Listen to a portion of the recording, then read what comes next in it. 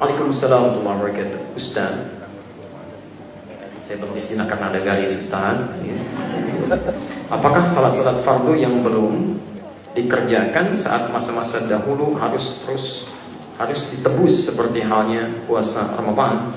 Tapi para ulama berbeda pendapat dalam persoalan ini. Yang pertama, Imam Syafi'i berpendapat bahwa karena salat itu ibadah inti yang tidak boleh ditinggalkan dan kemudian melekat kefarduannya bagi setiap muslim, maka setiap orang yang pernah melewatkan salat dalam hidupnya dalam keadaan dia beriman, ingat, dalam keadaan dia beriman, bukan dalam keadaan sebelum beriman. Ada non muslim misalnya nggak pernah salat, bersyahadat masuk Islam, nah itu tidak perlu dia memikirkan salat-salat yang dulu yang dia tidak kerjakan dalam keadaan tidak ada imannya. Dengan dia bersyahadat gugur semua dosanya dan bertobat dalam keadaan yang baik.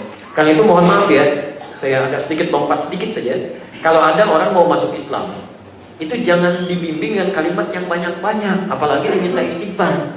Istighfar dulu, Bapak itu salah ya dulu, kenapa baru masuk Islamnya sekarang? Istighfar, istighfar. Istighfar yang dimohonkan oleh orang yang belum beriman gak akan diterima oleh Allah.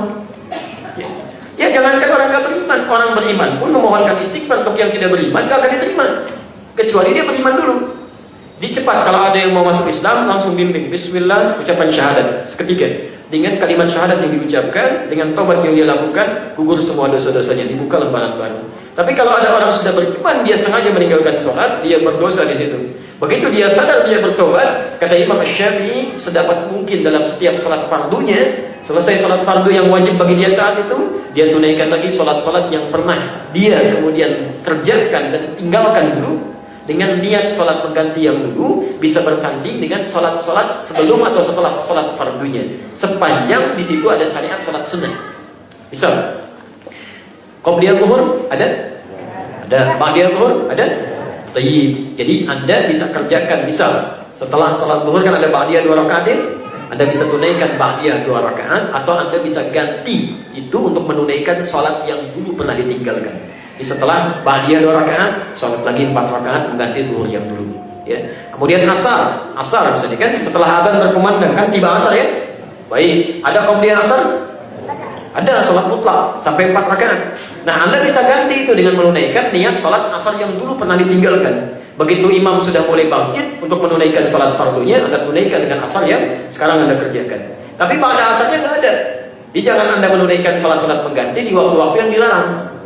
Ya, misal habis sholat subuh, Anda sholat lagi, gitu kan? Habis sholat asar, Anda sholat lagi. Selain bisa keliru, juga bisa menimbulkan fitnah bagi sekitaran setempat yang melihat. Itu siapa sih? Iya ya, kayaknya aliran baru ya. Iya, terlalu soleh ya. Tapi aja nggak begitu, tuh jadi perbincangan. Jelas ya? Itu pendapat Imam Syafi'i. Imam Abu Hanifah dan sebagian yang lain berpendapat tidak perlu dia mengganti. Karena dengan tobatnya, dan kalau serius tobat dia lakukan seperti petunjuk di Quran surah keempat ayat 17 sampai dengan ayat 18, maka gugur semua kesalahan yang telah dia perbuat. Dia hanya perlu untuk meningkatkan amal soleh yang bisa dia kerjakan. Misal sholat fardu tingkatkan, kemudian dengan menambah sholat sunnahnya. Gak pernah tahajud, ganti dengan tahajudnya. Tingkatkan bacaan Al-Qurannya, perbanyak sedekahnya. Itu bisa menutup yang dulu-dulu yang pernah dikerjakan.